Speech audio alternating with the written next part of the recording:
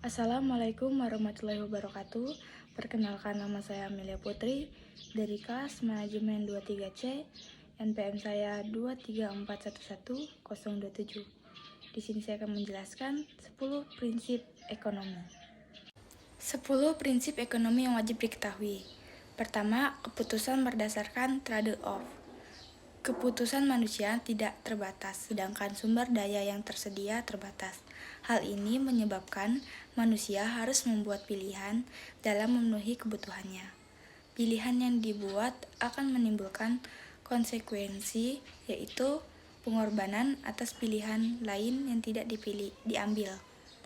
Misalnya, seseorang yang memutuskan untuk membeli mobil, maka ia harus mengorbankan uang yang bisa digunakan untuk membeli barang atau jasa lain. Yang kedua, opportunity cost. Opportunity cost adalah nilai barang atau jasa yang dikorbankan untuk mendapatkan barang atau jasa lain. Opportunity cost dapat berupa uang, waktu, tenaga, atau kesempatan. Misalnya, opportunity cost dari membeli mobil adalah uang yang bisa digunakan untuk membeli barang atau jasa lain. Waktu yang dibutuhkan untuk merawat mobil, dan tenaga yang dibutuhkan untuk mengemudikan mobil. 3. Marginal thinking. Marginal thinking adalah proses pengambilan keputusan dengan mempertimbangkan manfaat dan biaya tambahan dari setiap pilihan. Misalnya, seseorang yang ingin membeli barang, ia akan mempertimbangkan manfaat dan biaya pertambahan dari setiap pilihan barang.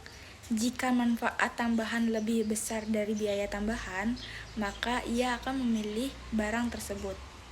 Keempat, berpikir rasional. Manusia memiliki kemampuan untuk berpikir rasional dalam membuat keputusan. Berpikir rasional berarti mempertimbangkan semua faktor yang relevan dalam membuat keputusan. Misalnya, seseorang yang ingin membeli rumah, ia akan mempertimbangkan faktor-faktor seperti harga rumah, lokasi rumah, dan fasilitas yang tersedia. Kelima, respon terhadap insentif.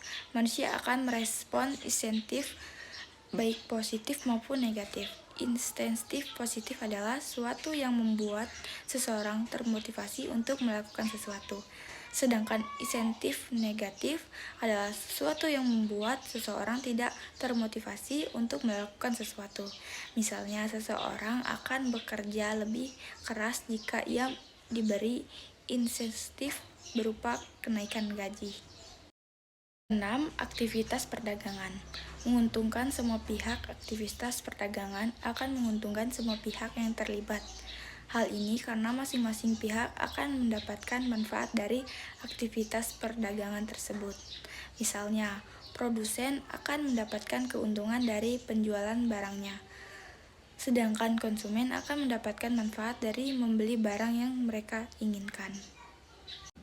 Ketujuh, pasar adalah tempat yang baik untuk mengorganisasikan kegiatan ekonomi. Pasar adalah tempat bertemunya penjual dan pembeli untuk melakukan transaksi jual-beli.